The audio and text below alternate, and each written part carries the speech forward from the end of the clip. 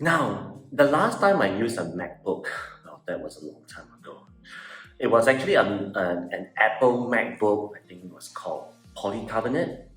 You know, those who don't know, it is made out of plastic, and that was like, it comes in white color and black color. You know, those of you who know, right?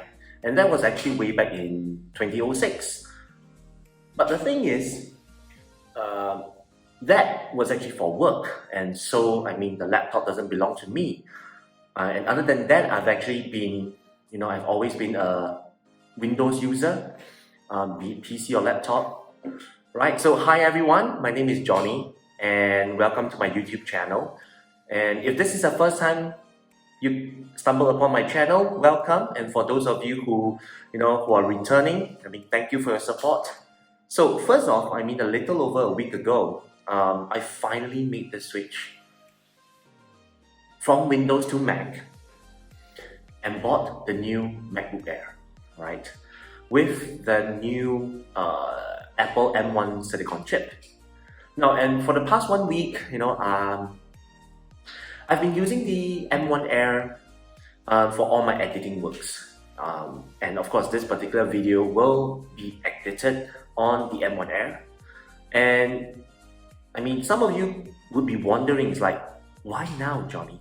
Like, why not earlier? Well, the thing is this, is that the only reason I actually started to look at, M1 MacBooks, it's simply because like so many people are raving about it, ever since it was launched. I think it was back in November 2020. And, like performance, battery life, speed, work, etc.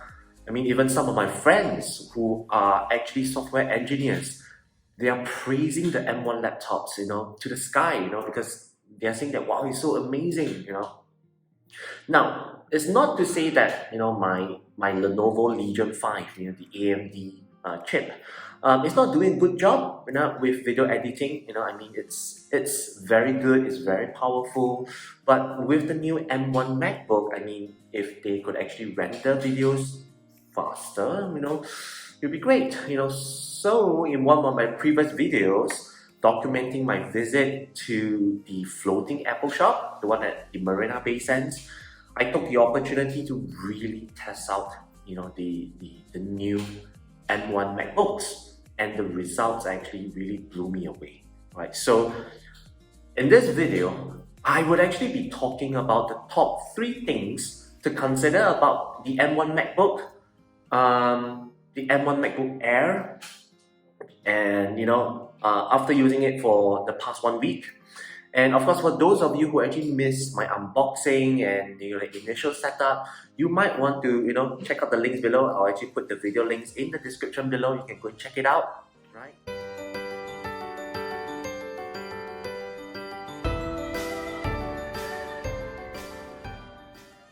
And of course, before I begin, I would like to say that I'm not going to be doing any benchmark tests. I mean, there's a lot of those stuff done by other, YouTubers and any other things which are related to like bench tests and speed tests and all this kind of stuff.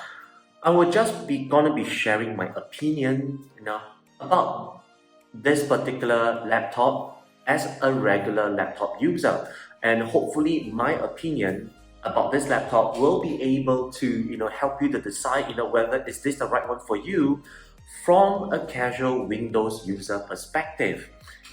I'll start from the first one. Now, the first thing to consider is the ports. Why? The thing is this, is that the M1 MacBook, it only comes with 2 USB-C ports. Yes, you heard that right. 2. And that is actually excluding the 35mm headphone jack, alright? You will only actually have 2 ports to utilize. And after using 1 port, to power up the laptop, you only left with 1 port left, and that 1 port is for you to, connect the rest of your USB devices. Now, being a long time Windows user, I mean, I've always been very used to be pampered, with all kinds of ports, LAN ports, HDMI, USB-C, USB-A, display port, VGA, and full-size SD card, micro SD card, you name it, it's there, Like, the thing is, even my ThinkPad T495S, it has more ports than my MacBook Air. This is really ridiculous. Now, and this is the very first thing I needed to get used to, since I actually switched from Windows to Mac. But of course, this issue can actually be easily resolved with an external USB-C hub, And the one I'm actually been using right now is actually from Ugreen. It's actually a 9-in-1 USB-C hub with power delivery. I think it's up to about 65 watt, yeah. Okay, and I actually bought this from Shopee Singapore for around like 50 bucks, okay, 50 Singapore dollars after throwing all the discounts. I mean, for those of you who are interested, I'll drop the link below so that you can actually go and take a look. But then again, I mean, if you're someone who wants to travel off your tax and you want to bring as little things as possible, or you actually hate to bring all kinds of dongles, you don't want to have all the USB hub, I don't want this dongle, I don't want the dongle, all the dangling things, I mean, then you might want to rethink. Now, the second thing to actually think about is actually the Apple ecosystem, Now, I've actually been hearing a lot about this, especially some of my friends who are already part of this, this ecosystem. They actually told me that, Johnny, once you have it, you will totally love it. I mean, I was like, really? Are you sure? It's like, what's so fantastic about, this Apple ecosystem? I've never really actually understand. I mean, coming from a Windows user, I have the iPhone 12 mini, which I'm actually using right now to actually record this video, and the audio as well. The first thing I realized about this Apple ecosystem is actually this thing called Apple continuity. Especially between my M1 Air and my iPhone, I can actually reply messages, and answer phone calls directly from my M1 Air. All without touching my phone. That's the first thing I realized. Like messages, SMS, I can just reply from my laptop. And phone calls, I can just like FaceTime, I can just do it from my phone. No, sorry, not from my phone. I can just do it from my laptop.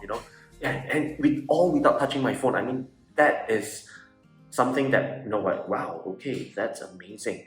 So the second thing I realized is that I can actually unlock my M1 Air with my Apple Watch, and without even keying the, it's like the moment I open up the lid, I look at my Apple Watch, I just unlock it, without keying the password or without even using the built-in Touch ID.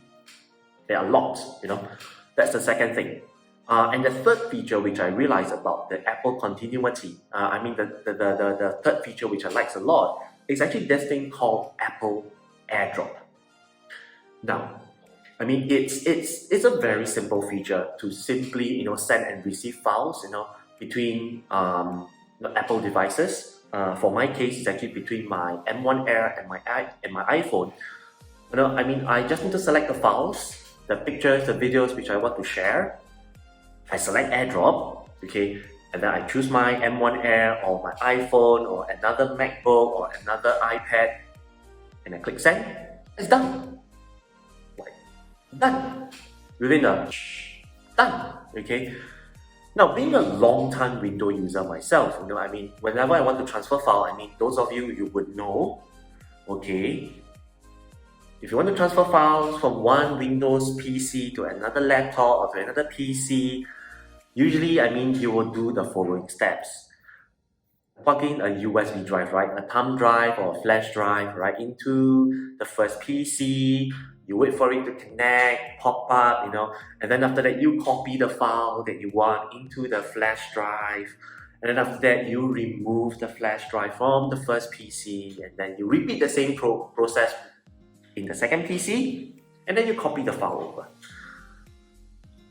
Done. Right? It's very tedious, right? Then of course, some of you will tell me, but Johnny, there's Bluetooth. Don't tell me about it. Then some people, I mean, some of you tell me, but Johnny, you know, I mean, it's not that difficult. I mean, you can actually use the thing called, you can use the file transfer using the same, you know, when they're connected to the same network without internet.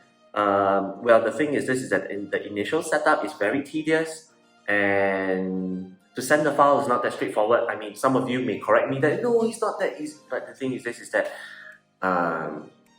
it's not that straightforward. Okay, it's not as simple as AirDrop. I mean, compared to the Apple AirDrop, there's only one word: simple. Really simple. I don't even need to do any fancy setup. Really, there's no fancy setup at all. It's just a couple of simple clicks, and I select the Apple devices, and then bam, it's done. Nothing complex.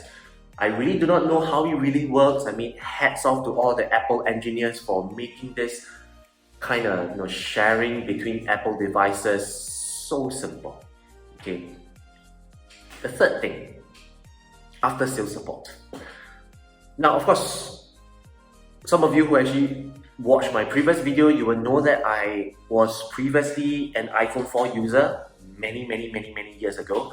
And of course, I've actually previously personally actually experienced how amazingly good, you know, the Apple tech support was, you know, whereby everything just over a phone call. Now, of course, being a long-time Windows user, you know, a Windows laptop or PC user, and you know, I mean, the last time I used a MacBook was like so many years ago, back in 2006. So actually, my memory of the Mac OS was a good like 15-16 years ago. So I definitely had to realign myself. I mean, really, I need to realign myself, you know, with the new M1 Big Sur Mac OS, right? Once again, you know, so, and therefore, you know, so I decided to pick up the phone, you know, and dial the Apple support. The Apple staff over the phone was so patient, really so patient. I mean, it's really ridiculously patient. I mean, I have to say that, emphasize ridiculous, that the level of patience was ridiculous. And you know, and he would actually go through my issues, you know, slowly, literally just step by step, and even actually going down to the fine prints to make sure, you know, I mean, this guy was so amazing. I think he would just read out like, okay, you know, if you click on this, you should see this, you should read this, are you on the same page with me? Like, wow, you know. I mean, the staff even reminded me that I can actually enroll for any of the tutorial classes, physical ones, you know, or if let's say if I find it very tedious to go down for the physical lessons, I can actually, you know, sign up for a dedicated one-to-one tutorial lessons online.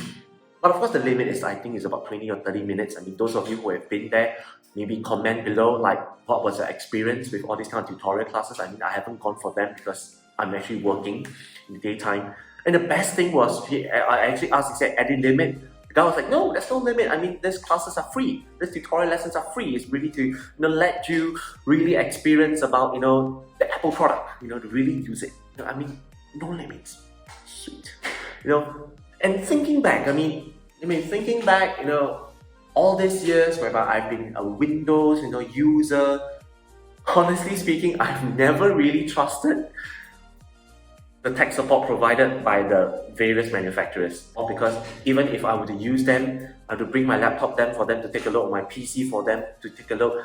More often than not, they actually left me, you know, even more confused. You know, or sometimes, you know, even left me with even more technical issues than before. I mean, like, you know, but of course, in the end, you know, I mean, a lot of times in the end, I have to turn, it was the internet, I'll turn to the internet, I'll turn to, you know, YouTube, the forums, and even some of my friends, you know, who are actually more tech savvy than me, you know, to help me to solve my issues, right? That was me when I was a Windows user, right? So, I mean, the whole experience with the Apple tech support, it really actually made my transition from Windows to Mac that much simpler, that much pleasant, because firstly, I've been using the Windows since the beginning of time. You know, it's like ever since my first PC I come in contact with computer, it was Windows. That was like back in MS-DOS, MS-DOS, until now, Windows 10. I mean,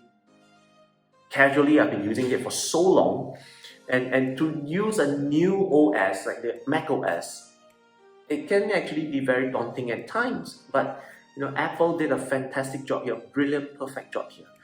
So at the end of the day, I mean, should you consider switching, from Windows to M1 Mac or even, M1 MacBook Air? Well, if you're like me, an iPhone user, I would say switching over to the M1 Air.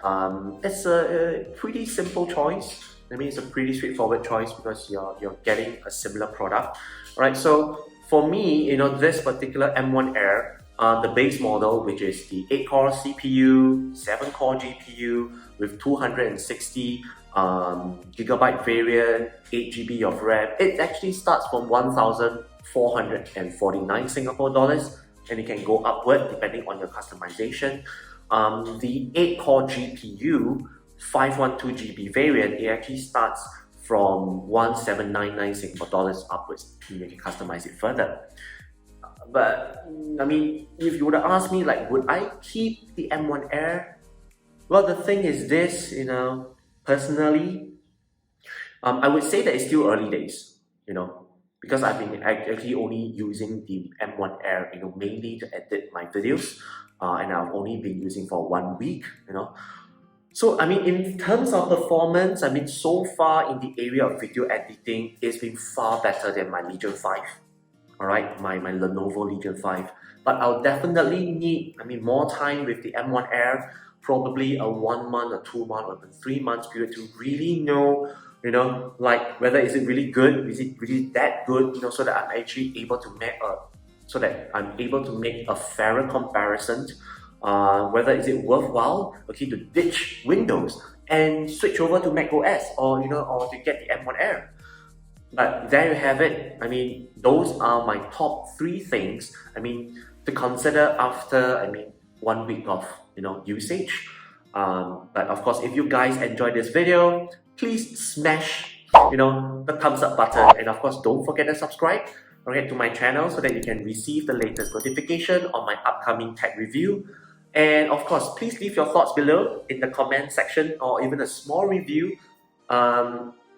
So that I know whether do you like this video or you don't like it, so that I can actually improve on my content and then make better videos for all of you. And let me know, for those of you who are already using the M1 MacBook Air, let me know how has been your experience. Like, let me know how was your switch, was it worth the switch, make sure you let me know in the comment section below, alright? So anyway guys, that's all the time we have. My name is Johnny and I'll see you in the next one. Bye bye.